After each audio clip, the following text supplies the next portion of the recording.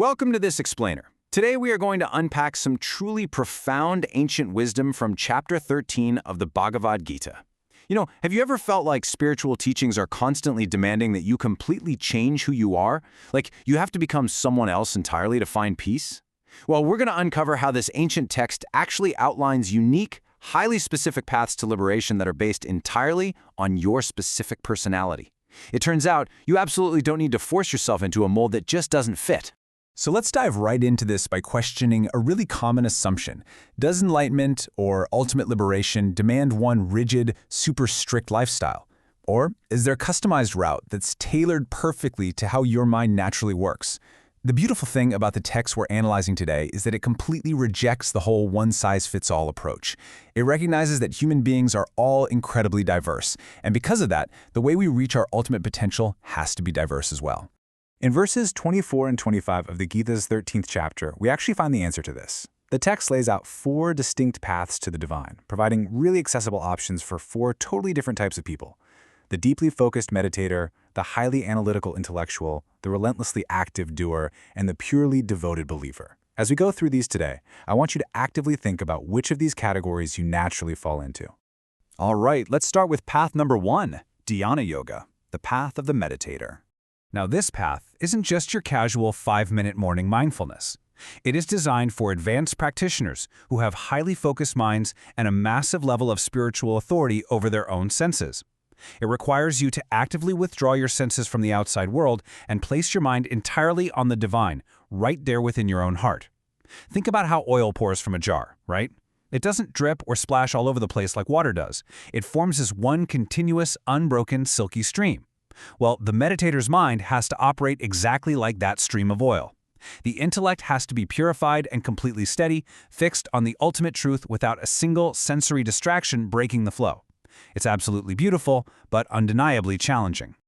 Moving right along, we have the second path, Sankhya Yoga, the path of the thinker.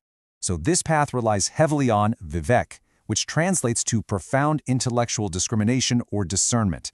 Basically, if you're the kind of person who constantly analyzes, questions, and dissects reality to figure out how things work, this is your framework. For the intellectual, the crucial aha moment is realizing they are simply the unchanging observer, completely separate from the fluctuating world.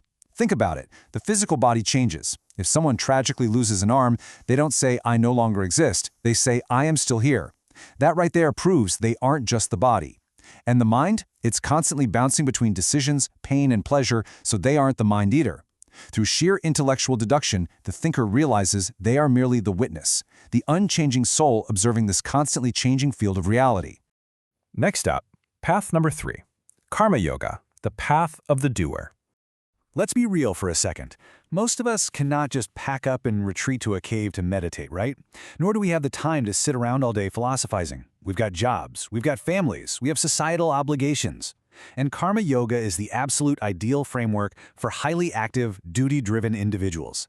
It hinges on using those everyday actions as your literal vehicle to liberation, through a concept called Nishkam Karma.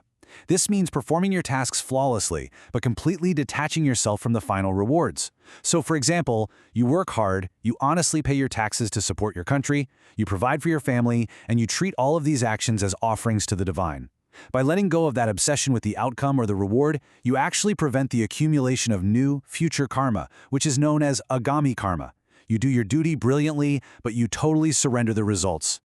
And finally, we arrive at the 4th path, Shruti Parayan, the path of the believer. This path is just perfectly suited for this simple, single-tasking mind. Look, not everyone is a multitasking executive or a deep philosopher, and that is completely fine. This path definitively proves that you don't need complex meditation techniques or a towering intellect to reach ultimate liberation. Simple, unwavering devotion works just as effectively. The whole path relies purely on hearing the truth. By the way, Shruti literally means listening, and having completely unwavering faith in it. A person on this path listens to a wise teacher, a guru, or the scriptures, accepts those teachings as absolute truth, and follows them with immense love and dedication, almost like it's an act of worship.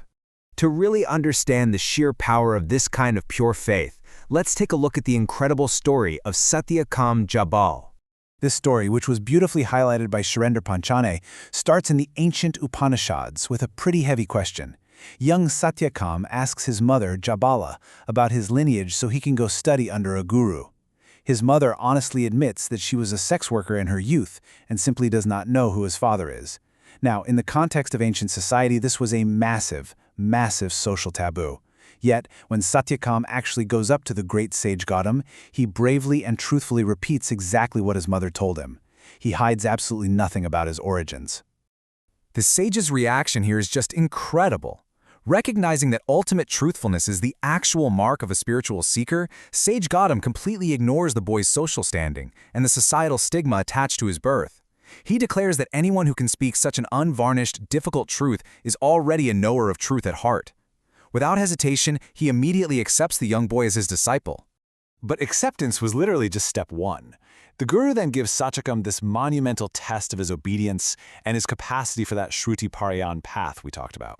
He hands the young boy a herd of 400 cows. But get this, these aren't just any cows. They are the sickest, weakest, most fragile cows in the entire ashram.